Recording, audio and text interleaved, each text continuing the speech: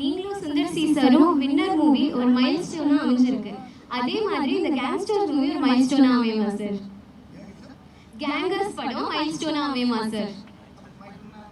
மைல்கல் மைல்கல் மைல்கல்லா?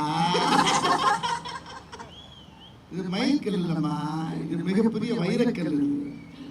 இந்த படம் வந்து இந்த படம் அப்படின்னு கேட்டீங்கன்னா ஒரு ராஜா தலையில இருக்க கிரீடத்துல இருக்கக்கூடிய ஒரு வைரக்கல் தான் இந்த படம். படமே ஒரு கிரீடம், ஆனா அதுக்கு மேல பல லட்சக்கணக்கான வைரக்கல்ல பதிச்ச மாதிரி இந்த படத்துல அவ்வளவு முத்து முத்தான விஷயம்லாம் இந்த படத்துல இருக்கு.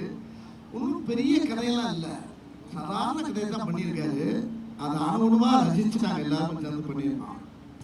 இல்லை இன்னும் முக்கியமான விஷயம் என்னன்னா, நான் வந்தவனே கேட்டேன், இங்கிலீஷ்ல எதுவும் பேசுகிறாரு ஏன் ஊத்த கலைக்குன்னு சொன்னா கேட்டேன்னா, ஆனா உங்களுக்கு ஃப்ளோவில் வந்துருச்சுக்கிறீங்க, ரைட் பரவாயில்ல. ஏன் அப்படி சொல்றேன்னா, அந்த வார்த்தையை இந்த கதையை அண்ணன் என்கிட்ட சொல்லும் போது, அண்ணா இந்த கதைக்கு என்ன டைட்டில் வச்சிருக்கீங்க அப்படின்னு சுந்தரன் கேட்டேன். அதான் அப்படின்னு யோசனை பண்ணிட்டு இருக்கேன் அப்படின்ட்டு ஒரு 2-3 டைட்டில் பேசும்போது நான் எதாச்சும் டீம் ஒர்க்கை பார்த்தோமா இல்லை கேங்கர்ஸ்ன்னு வச்சிடலாமே அப்படின்னு கேட்டேன். கேங்கர்ஸா? ஒரிஜினல் பேர் என்ன தெரியுமா உங்களுக்கு கேட்டாருங்க சுந்தரஜி. என்ன தெரியல அப்படின்னு. கேங்ஸ்டர்னு ஒரிஜினல் பேர் கேங்ஸ்டர்.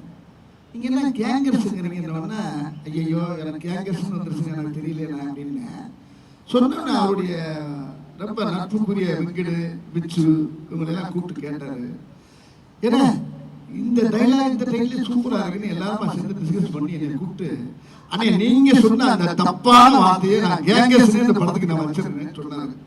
இது எனக்கு பயங்கரமான ஆச்சரியத்தை உண்டாச்சு, சந்தோஷத்தை உண்டாச்சு.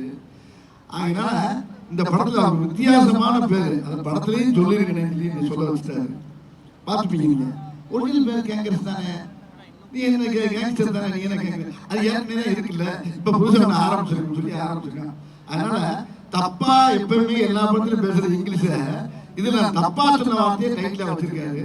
ஆனா அந்த படம் ரொம்ப ரைட்டா இருக்கு. படம் பாருங்க.